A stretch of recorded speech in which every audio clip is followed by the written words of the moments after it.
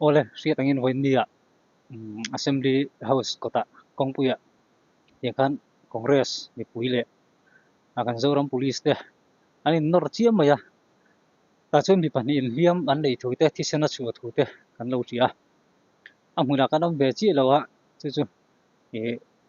social media lama te kan lo mudan ania engwanga khatil ka thleng nge ni ti tunu rai kan en hodona chuan akar laka e sai ngai om che kan sai nga tununa kan ri khodoni tuna thlir nan ma jam takum mon puya zona puzir sang an test nge ni ti kha puzir sang hen test pan ya pakhat azwan court niam zo kin a convict to a chu chu high court a appeal me kani appeal lai an ya wangin tuna hian convict kan ti theilawa tunai chuan bisalen ani fia chu lo pakhat dang case ania chumi a case a main accused to speaker zona nei to pungun lian chunga case ani a chu chu pusi ngun lian chunga and 14 others tiani emi chungchanga hian charge sheet pei thokat ani to a tin prosecution sanction deal me ani boka chu wang chuan anticipatory bail lo lak lok te po that karing speaker case kan ka hello when you think yan en case ange ane karon siap so kan a case speaker kan ne bazon ta kan to zobia khan en case nge te corruption case an niem tu na CEM ta na kan pom tak so ZPM thalai te na an thu chuwa khan corruption case visil sanga MLA hun la ya om kha kan du lo an tia kha ama so mi khan nge ama so ngai ren kha an du lo chin kan thu tem speaker không ai yên ra soi đó thì không ai sẽ là anh so ini không ai takin anh jangan kita boleh cakap keringa prosecution order po kan ngai tua mek emo as tu tiang tu dah submit tiang tu kan langsung kerja sesuai dengan yang harus dilakukan prosecution order pola omlo case register pola omlo case nei dia ibu khati tu nemi speaker an sesuai kai kop maya evela mi te hianin case nei lo prosecution sanction deal ngai reng man le khobela hian le so wang chuan posir sa nga chuang kan member zong tak pungu na case hian atelven so pali te singa atelven so wang chuan an case so inang renga a case so kan so yange SCB PS case number 4/2022 dated 26 May sang hi samni le patni under section 409/120B/34 IPC red weight 11/13 within bracket A within bracket 1 within bracket B and 13/2 PC Act 1988 ani chu ami ring te chu chia chuak vek lovila ami hi tuna hian charge sheet pe ani to so bangin prosecution sanction deal me ani speaker ka thopui to po hi ni seng case ania prosecution sanction min don deal zon ka pe don tu ba ka tumlo tun mami prosecution sanction deal kun humte alo om to tri case ange ya case number ka tingot chon kin kan hetelokin voini khen hian ACB case kan nei ka hello tuna budir sang ana speaker không ai takin khatia soi suat la rawa chuan inquiry te pon lokala long tai bypass road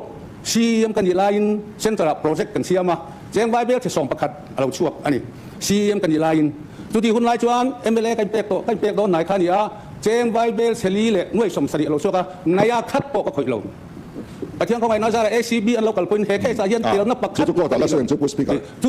ta ne na local te an chu ta case kan nei ka hello chu ani ne case te ni chu thela ni la na po kan tra sa po kan case ne im thlat lo kan nei to chu wan chon speaker tu ti soi ti ni la a thain ka ti prosecution sanction speaker po na kan member zon ta hian case anei te me wa chu wan ta advice du chu anticipatory bail lo la turin ta advice do ni kan nei lo wa kan la bok lo wang thala speaker khatiang case kan nei ka hello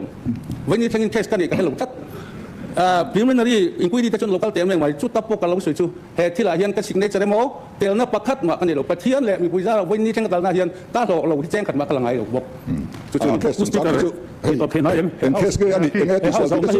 ke lai lo kan nei veka kan house leader in direct tak maya case in anticipatory bail ro hanin ti tom ta he house na ta hian amoi lo ka ti ya chu wa chuan din he zo le sa ne ti top to thalo mo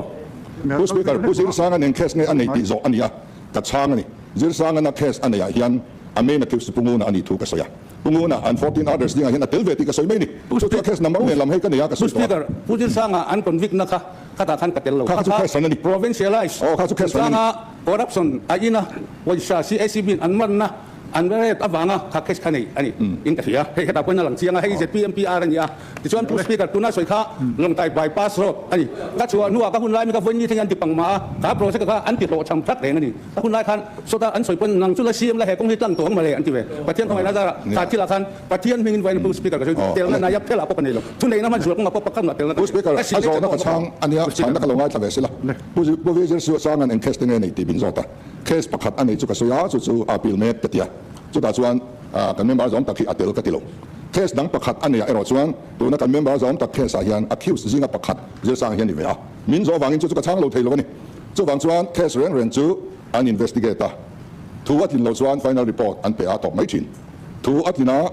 ให้จูที่ส่วนที่อันนี้อันที่ส่วนชาร์ซีอันเทลูตาสุดท้ายนักทกโมMLA เตโม MDC เตโมอันเรานี่ส่วน prosecution sanction อันดีลชินอันนี้จุดดีลเมกอันนี้ที่ข้าที่ตอบลูกละเนี่ยขลายที่ละฟังค่ะอันนี้เมลตาให้มาร์สนิสอนassembly house คันยาตันรัฐเรลปัติลเทงคันยังเสียเนี่ยค่ะอะไรนะมาชวนเนี่ยปัติงเต้นเราเนี่ย politics แต่เรานี่พวกนั้นเนี่ยก็ที่การนั้นติดตาขาชวนพวกเราดูมันพวกนู้นเรียนสูงค่ะที่การนั้นดิ้งอารมณ์สวยเนี่ยข้าตัดจังอารมณ์จังค่ะอันนี้เมลแต่วิวไม่ที่เสียพัดต้องเลยเราผู้สปีกเกอร์คงไม่ได้ก็สวยเสียแล้วคงไม่ได้ข้าเคสข้าผู้ที่เสียข้ากันหูก็โดดเชี่ยซีมันยาข้าก็ซีมันยาข้าโปรเซสก็ผู้สปีกเกอร์แล้วต้องถูกไหมที่ชวนโปรซิคิวชั่นเซ็นเตอร์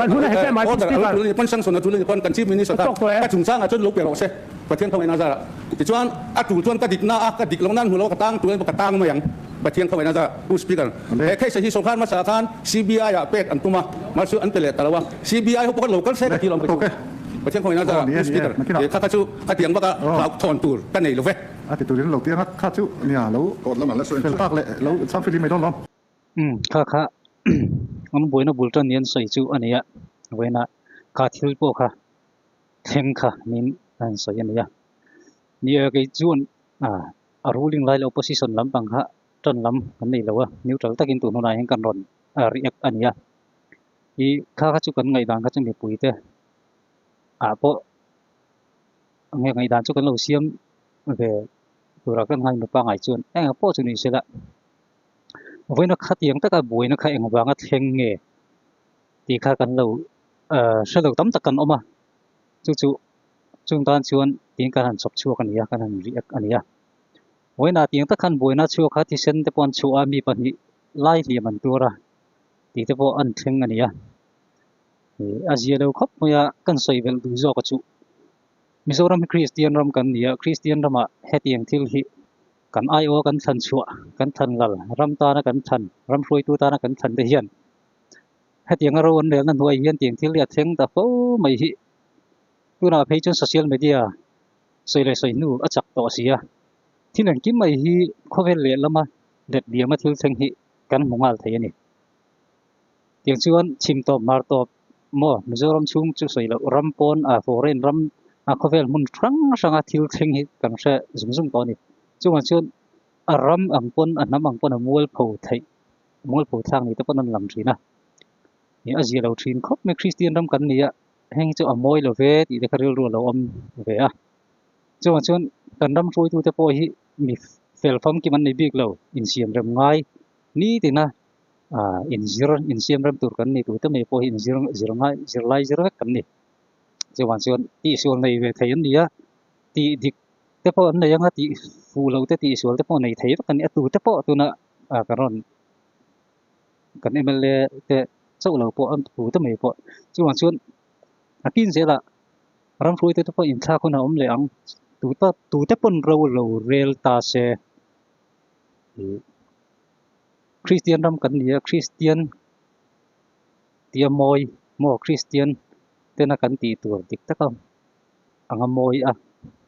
politics pun ni se thil pun ni se ram mol phona nam mol phona tur thil ni thei o mangai choi kan in thir ke ni van tul em be o te gre ru lo langa chu when ni ya khatim thil a then tak awang khan ting hing kan non buat sai ania ai nga pho chu ni sila ke ni chun engma kan ba hre ve lo ba e ria thiam vasiat kan nei lo ang po chuni se kan ngai dan thir tu lam ngai dan kha chu comment section lama ni ro se om tu tok photang